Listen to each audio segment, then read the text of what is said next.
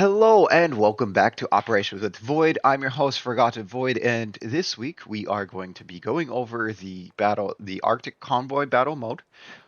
This will be here this week, and then it will return, allowing for tier 8s and tier 9s later on. When it allows for tier 8s and tier 9s, the restrictions will be reduced so that you can use American and I believe Italian. I don't know why, but in the PTS they could use Italian ships, but you can absolutely use American ships in the reduced restriction one.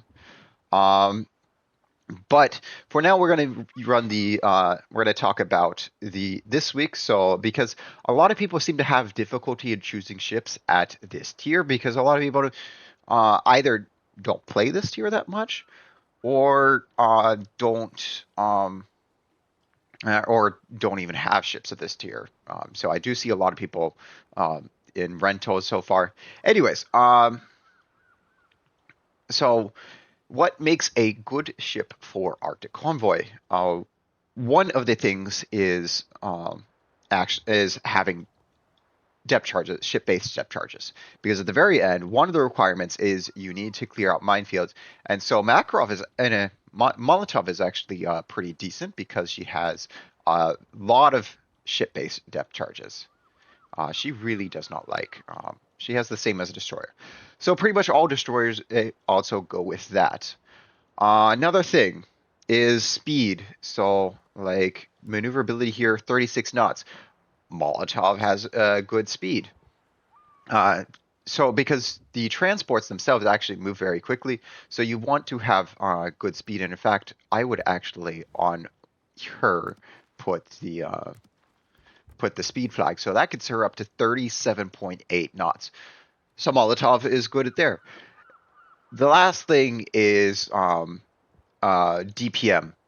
This is where Molotov doesn't have because it's 12.5 seconds for her main battery reload. So Molotov is not good there. And so instead, a light cruiser with 150 guns, um, but Yoni, but Yoni has ship-based step charges. She has a decent reload, and her speed 35 knots, so 37.8 when you put on the speed flag. But Yoni is a tech tree ship and is actually really good there. Other things like that are um, so Fiji. Fiji's good. She's not so much fast, but she has ship based step charges. She has guns that are good for against destroyers and cruisers.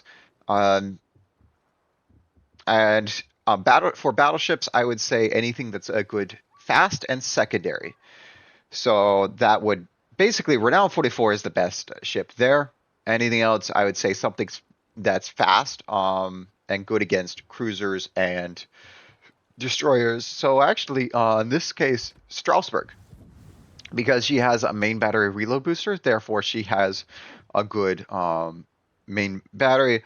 For destroyers, you want anything with a DPM. So if you looked at my previous video when I showcased this mode in PTS, I was using Leningrad because Leningrad with artillery, she has a 5-second base, which you could get down pretty much lower. And she also has torpedo reload booster. When I was running this, I ran this as my first ship to get the achievement, and she actually was able to get I was able to save a star with her because of her torpedo reload booster. So that's gets that. If you're just wanting to grind, Gnevny and the tier 7 Minsk, they're both good. So Gnevny and Minsk, they both have 5-second reload. Minsk just gets one more turret over Gnevny. Minsk is just Leningrad, but tech tree. Unfortunately, her torps are only 4 kilometers, so like you're not really using them, but you're just going to be mostly using her guns. All the ships are bow in, so it's not like you're going to use any torps anyways. So gunboats are better. A torp boat that ship that most people use as a torpedo, but is actually pretty decent as a gunboat. Skane is actually decent if you build into guns. Here we have built into guns. That's a 3.2-second reload right now. It gets down into the 2-second reload with her. I'm not. Let's go for British. Where's Jervis? Jervis has a 5-second reload on those as well. Jupiter 42, 6.5, and these are also 120, just like uh, and 133, 8.5. These have a much higher reload, 5-second reload, whereas Skane we get a here it's 3.2 on the same 120. So Skane is actually a decent gun build, and since you're spending most of your time in heal circles, it doesn't really matter that you don't have a smoke. However, in this video, what we are going to showcase is the Makarov. Now, the Makarov, we'll talk about in battle about her real ship. Basically, she's Nuremberg. She is Nuremberg. Nuremberg was handed over to the German as war compensation. So she runs German guns. So she has 150s, and they have a 6-second reload. This is one of the fastest reloads for a cruiser that is available for you at this tier. Whereas Fiji, I mean, Fiji is an 8-second reload base, whereas Makarov is just 6-second reload base. It's really fast for a cruiser at this tier. Of course, the Americans have better ships, but yeah, at this tier is just so. This is why, and that's why we're doing that.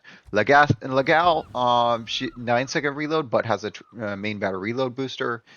For anybody who's going to use Legal, this is the main build I would go for. I would go with Gunfeeder just in case, because you might want to use armor piercing against the broadside. It's either Gunfeeder or Grease the Gears. Gunfeeder, and then I do priority target so you know who's looking at you, because the bots have a weird targeting system. After that, you have enough of consumables, so especially with how fast it is. So I'd go with Adrenaline Rush. Since you don't really have a heal, this helps with your reload. And then I would go with a Top Grade Gunner for DPM. The other option would be going for more health and then DPM. So this brings you up to 30,000 HP, and then you can put on the flag to get a little bit more. But that is what I do for this skill. I would not put any more points into him because he's a rental and he will go away after this operation ends. Now back to the Makarov. We are actually only running a 14-point captain. We're running our Chapayev. We are using Last Stand and Gunfeeder, but actually, if I had 15 points, I'd put it into Grease the Gears as well. After that, we have Priority Target. We have Survivability Expert because this Survivability Expert plus the flag brings us up to 31,200. Otherwise, she's in much lower HP. This helps give more survivability, make sure she stays in the battle longer. We have Adrenaline Rush for more DPM, and we have Top Grade Gunner for more DPM, so that even our 6-second reload can actually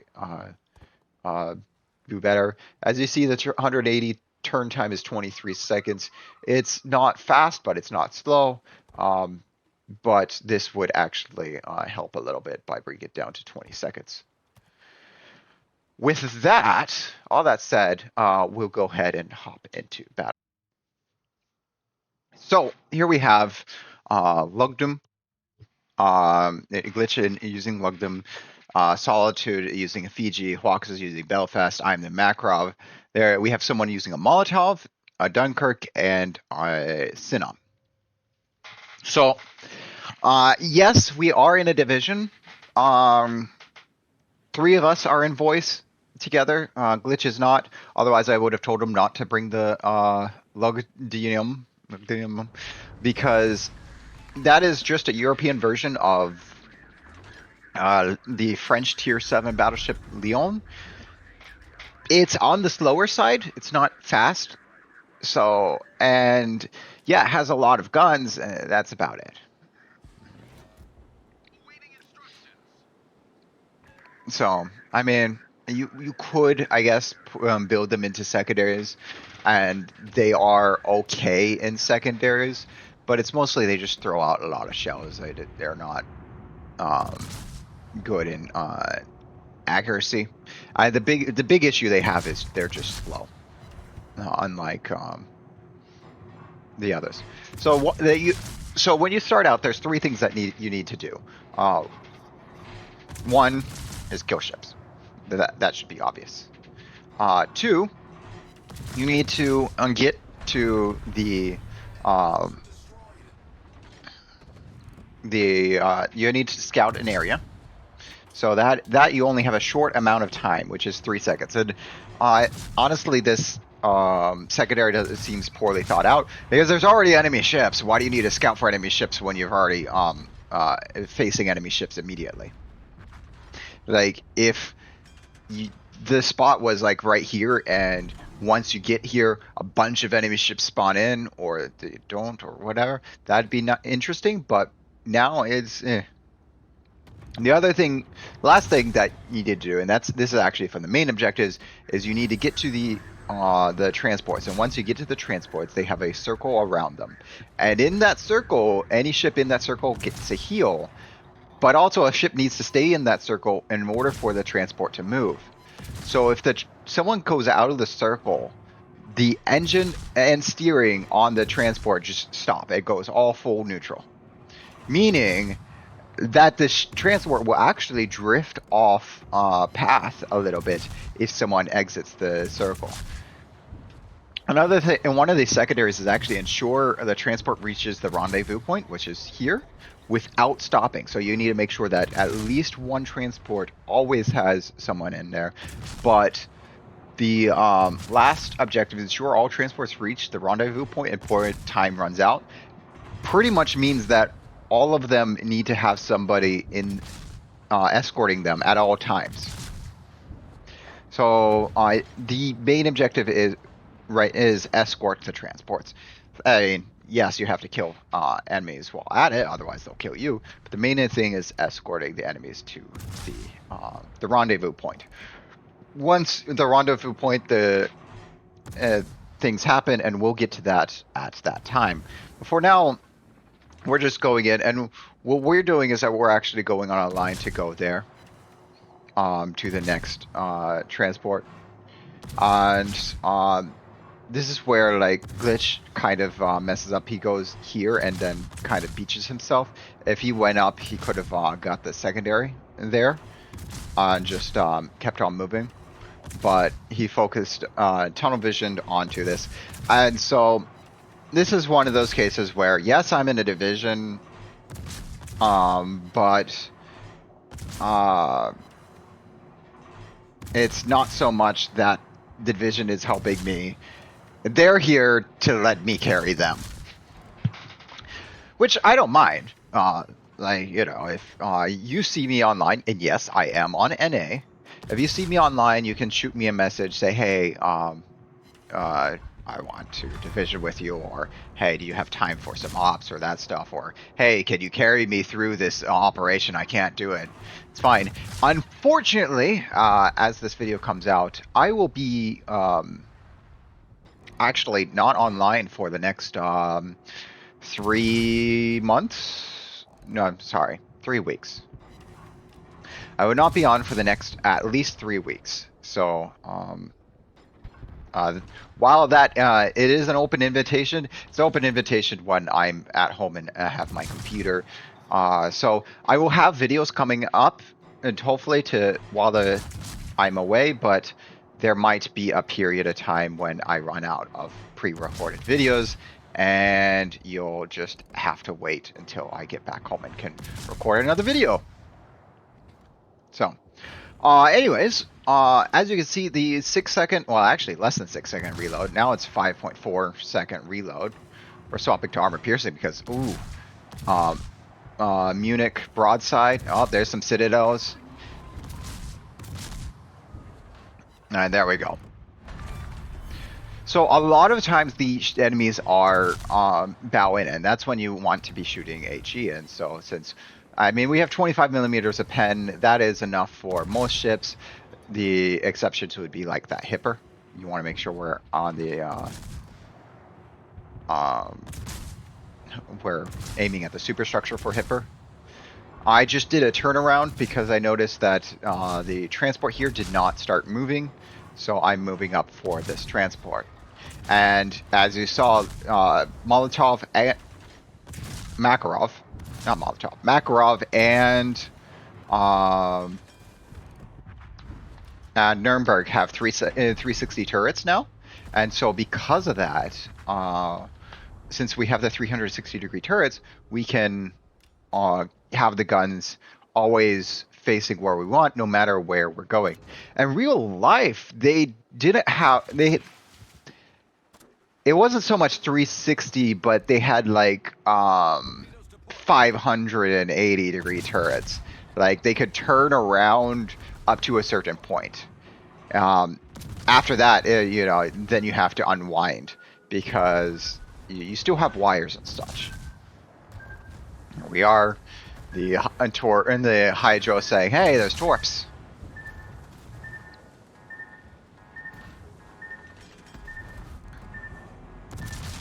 And our torp's doing absolutely nothing. Okay, we're on 2 fires. We don't want to be on fire anymore.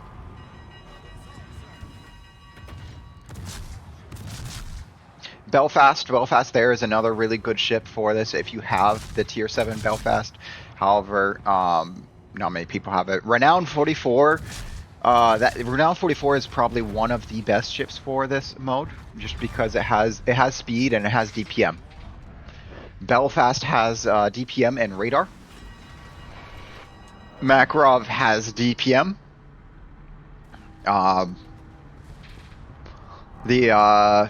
What was the Leningrad? Leningrad has speed, DPM, torp reload booster, and good depth charges. So that's why I was using it. French DDs also are really good if you're grinding. If you have any tech trees that are this tier, then this is a great place to grind these low tier ships because it's easy. You're getting a lot of easy damage. I mean, it's much more relaxing grind than going into randoms, and it's a different mode, so you can swap between this and normal ops. This mode will also eventually get you San Diego at the end. So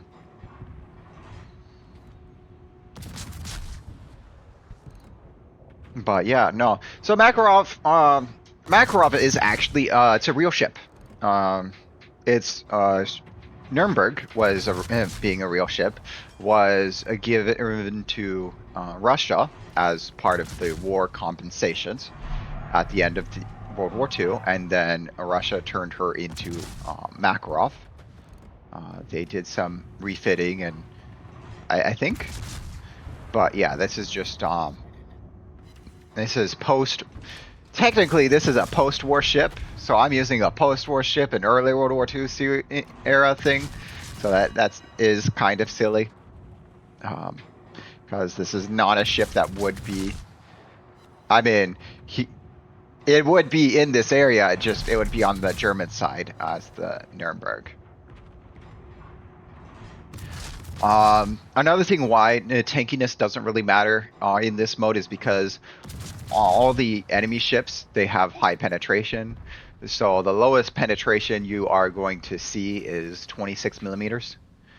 And those are with the 105s, and that is all your tier 5 destroyers and secondaries on a lot of the ships.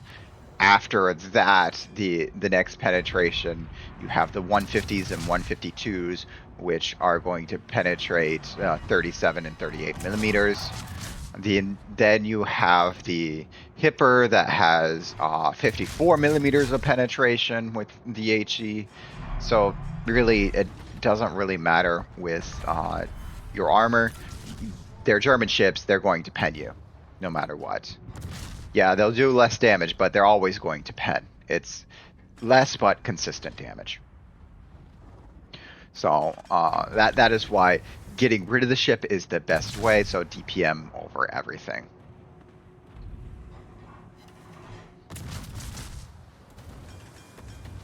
And here we are. We're getting to the point where the enemy ship so as the transports reach the rendezvous point, their movement slash heal circle turns off. So there's no more heals from this point on. Like every heal is on your own. But considering we're at full HP and we're near the end, it's yeah. Next, it says primary task: eliminate Force North destroyers. This is in the northern area of Europe, like North Europe. This is in the Baltic Sea area. This is, I think, Baltics. I don't know. Anyways, so this is supposed to be in the far north. That is why they are Force North. That means the destroyers. Their name does not correlate to where they will spawn. So as anybody who has a fixed minimap, for them, north is up on the minimap. If you're running a rotating minimap, you should turn it to fixed. Because this is a game, like a game communication thing. North is up. So this would be north, this is south, this is east, this is west. And so the destroyers can actually spawn in the south or north. They spawn in both places. So you see, we throw out our one depth charge bomb, and there we go. Destroyers in the south, and we get a total of one mine. One. You need 40 mines to clear a minefield, and yes, it is primary. So once you destroy these destroyers, you actually have to clear the minefields for the transports to move forward. We are going to focus on the destroyer.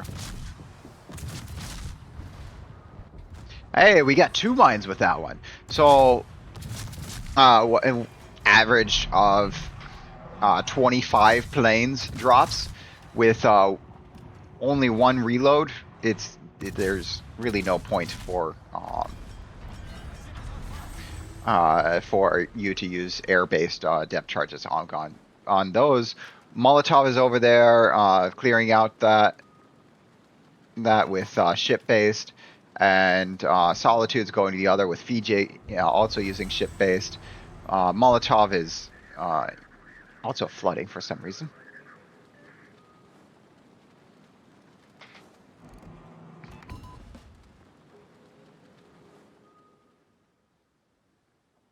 So we're going to go back since the mines are all cleared because we had 2 ships that had ship-based depth charges. A single ship with ship-based depth charges can actually clear both really easily, especially destroyers because they're fast and maneuverable. I did it in Fiji. You kind of need the extra bomb charge with Fiji if you're going to do it because you only have 3 bombs in a charge, and so 2 charges is 6, and they launch very quickly. So you launch 3, you wait a little bit, launch 3, you wait a little bit, you launch 3, and it's clear. You move to the other side, and you should have 3 charges by then. Once you reach the next one, to get you 9 charges.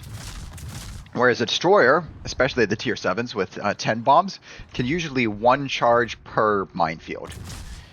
If it takes more than 1, you were just unlucky with your drops, but it's usually 1 charge per minefield.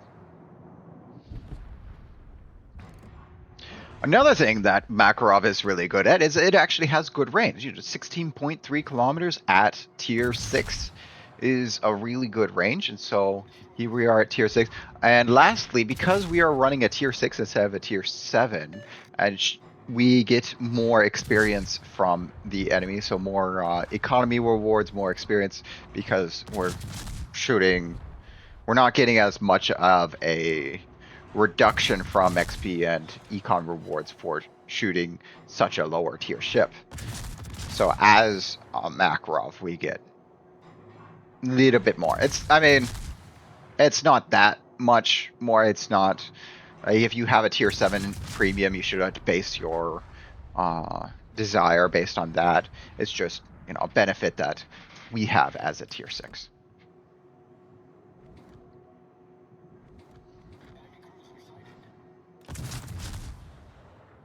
Oh, look, Karlsruhe! We're going to face you.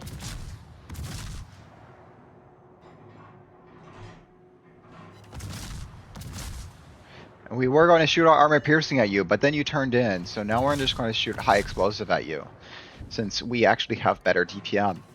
Since our HE is not reduced in damage potential like theirs. Oh, that's a fire. We're going to put that out because we don't want armor piercing against our broadside.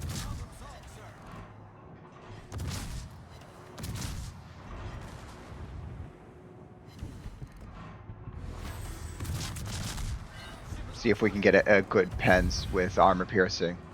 Do we get it? Do we get it? No, Kazuo lives. Okay, so here we are. Good 173k damage. That's actually pretty good for this mode. Don't expect huge damage numbers like flagship ops. Anything over 150k in this mode is actually pretty good because, as you notice, it's a lot of cruisers, a lot of destroyers with little HP, and one battleship. And since there's only one battleship, it's actually pretty safe for a cruiser to be in this mode. We only have 3 Citadel hits. That's because most of them were bow on, and because they go bow on to the closest ship, it's really hard to get broadside targets. It's just like asymmetric battles, which will be coming in next patch, where they go bow in a lot more than broadside. So this is where actually overmatch would be really good. So any ship with overmatch. So heavy cruisers are good with their overmatch. As long as you don't get too heavy. Don't bring Torgun. It's a bad ship. And here we are, top of the team, 16, almost 1700 base XP. This is actually good. I'm surprised. Normally I see it much lower, but it might be because we got plenty of the stars and the time for the battle was a little bit. So the time for battle, it was there we are. That's probably why. So it probably has this score is also probably tied to the time for the battle because you can get it if you do everything really quickly, you can probably get this down to 12 minutes. But when you do, this score is reduced. So this score is actually based on how long you spend in battle. So taking your time with the mines and the Force North destroyers actually nets you a little bit more XP than if you don't. And also clearing the map is really nice as well. But yeah, just lots of cruisers.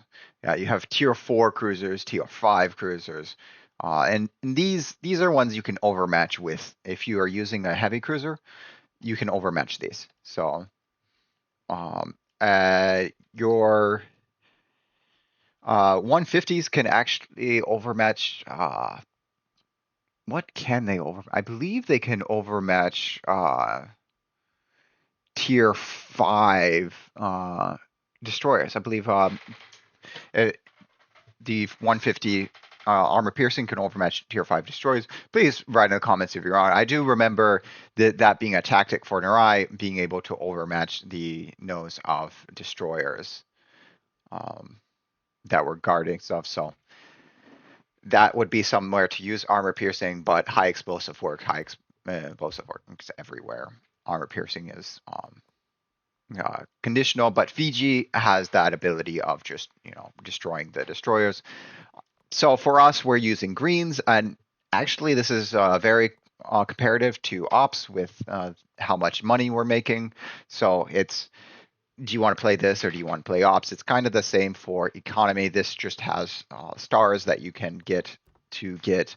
First is a captain, and then I don't know what the second reward, and then the third reward is San Diego, I think, or maybe the fourth reward is San Diego.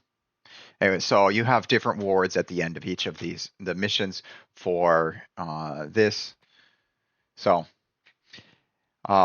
with that, if you like this video, give it a thumbs up. If you don't, thumbs down. If you want to see more ops videos as they come out, click that subscribe button. But you don't have to. That's totally up to you. I mean, I do find the alerts annoying sometimes if I'm out and about and hear my phone buzzes and it's just YouTube channel I'm subscribed to. Nothing important. But that's just me. That said, I do hope to see you again next week when I think I will be able to cover Tokyo Express. But again, you can go to the next video or in the playlist should be or click the playlist button in the bottom right to check out all of the new operations that are coming up as I played them in PTS. It's an hour-long video, but I did split them up into chapters so you can skip to the operation that you want to see. You don't have to, please don't feel like you have to watch the whole video. I do hope to see you again next week. Have a good one.